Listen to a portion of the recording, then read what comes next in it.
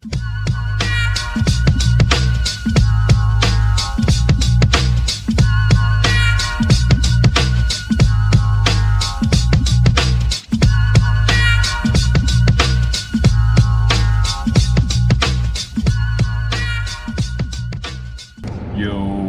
what's going on? Another video, back at it, man. So I was driving today on my way to work, and I started thinking, yo, like, I don't know about you guys, but like when it comes to me, like, I was raised with the standards and the principalities that, if somebody makes it out, then you go and help other people, right?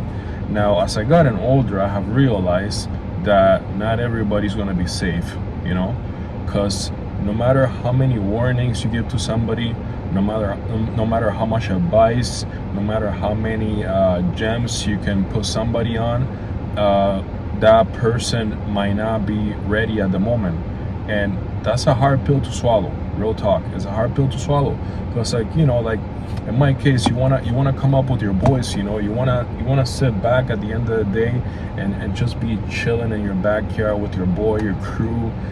Everybody got their nice cars out, everybody has houses, everybody has families, and you're just sitting back like, yo, remember the days that we used to like think about this type of thing. But here's the thing, right? So as long as like somebody deals with some sort of idolatry, they're always gonna be in bondage to that, no matter how many times you put them on. And what tends to happen is that creates a more delay on your behalf. It becomes exhausting.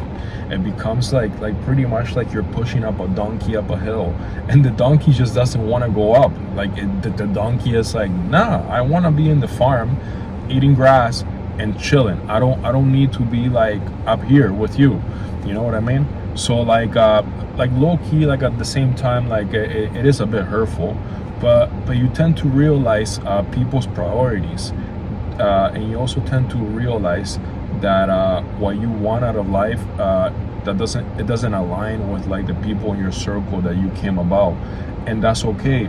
Everybody grows and mature in different phases, but sometimes you then look back on like other people and you see them like stuck in the same place.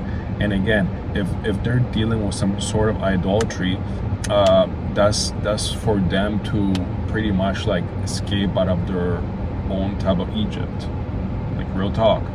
And what I mean by dealing with their own idolatry, like for example, like somebody could be stuck in their party phase, or how they say on the internet, their whole phase, for X amount of months, X amount of years, like okay, everybody goes to their party. Let's for the sake of this discussion, let's keep it as party phase. Everyone can be going through their party phase, in their teens, 20s, whatever, right? But when they continue to elongate it into their 20s, late 20s, 30s, early 40s, and they're kind of stuck in the same space mentally, you kind of get tired out of it. You made it to the land of milk and honey. You know what I mean? You're satisfied with yourself, you're content, and you also go out too and do your thing. But like, I'm talking like this person is like craving and waiting for the weekend. As soon as Thursday rolls around, man, they're getting their outfit ready. You see them putting time and energy finding a place, a spot, but when you hit them up for like a business idea, or when you hit them up for like, yo, let's just chill and kick it, they give you bad responses and they're not really into it. But mind you, whenever you say to them like, yo, you want to go out and check out a new spot, they'll be like, yo, what time you picking me up? Or again, idolatry can be many different things, right? There's people out there that they have a fridge full of food, and that's a good thing, right? But then when you look at their household, it's like, yo, like, do you mind if I use the washroom? You won't use the washroom? Damn, this motherfucker got no soap, Damn, bro, you don't even got a cloth to wipe my hands. You know what I mean? So it's like the crib is like an inflatable mattress, but like, hey, they got all sorts of food, and the food is expensive and it's nice, and the fridge is like, or they don't even got a car, you know. But then they'll be like, oh well, cars are too expensive, X, Y, and Z. But their grocery budget will be like out of this world, you know. Or people that, you know, they tend to have like outfits on point, you know, expensive outfits galore, but once again, it doesn't align with like your kind of priorities, right? So like, for example, you're going out with your friends or whatever, right? And you go out looking like pretty decent, you know what I mean? But this person's outfit is like top notch. However, they'll be like, yo, like, so I'm not getting a lot of hours of work. Do you mind, like, you know, just this one time, like, you got my bill, right? Like those kind of people. But there's a recurring pattern. But because you're boys for so long, it low-key hurts you. Like, you know what I mean? Like yes, you can say no, but like, I mean, like when you've been friends with somebody for like 20-30 years, like sometimes saying no is kind of like a bit awkward. Like I don't know about you guys, you know. So like when people are stuck in those type of mindsets and they're idolizing like you know, partying all the time, or they're idolizing like you know, just blowing money like crazy, it's hard for them to realize that, because for them it's a norm, right?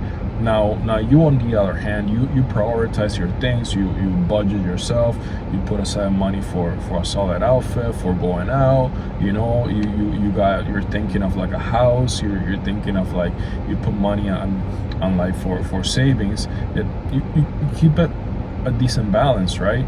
But for the people that are literally mentally stuck in those type of like idle moments, it's hard for them to get out of that. Like, no matter how many warnings you give them, no matter like for example, like you tell someone like, yo, like you should start investing, you know, like we're not getting any younger, so I think you should start investing.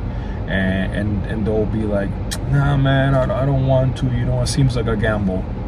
Okay, fine, whatever. Time goes by, you're investing, that's pretty good, and you see like the proof of it, right? So now you want to get into a house, you want to buy some real estate, and you know, you find like a good broker or somebody at the bank, a sales representative or whatever, helps you out a lot, and you want to put your friends on, right? So you tell your friend, you tell your homie like, yo, like I think you should get into real estate. You know, I've been a house owner for a year now, and nah, you know, the real estate market is always expensive. No, but it's a good opportunity now, I think you should get in it. Nah man, I'm cool renting. Okay, fine. You know, so every time you tell this person about an opportunity or about a good come up, they find a reason, or they find a way to not be like, pretty much to not invest themselves in it. But whenever they find something that they make a priority, they'll find the time, the money, the effort to go full throttle. You know what I mean? So all you gotta do is have grace, be patient, and at the same time come from a place of humility that, real talk, you just want to put them on. But in all due reality, if it takes a lot of energy out of you, and you know, you've done this multiple times, and you're at a point that you're just exhausted, you just gotta be the proof of work. You know, you gotta be the one that shows them that it is possible to get out of that kind of mindset. And real talk, like they might envy you later on, or they might show some sort of animosity, but once again, you just gotta be like, nah man, I did told you about this, you know, and you told me that you wanted to do this, so I did try to put you on. All right, so with that being said, thank you for watching, thank you for listening. Keep the Most High first, stay hydrated, man, and I'll see you on the next one. Peace.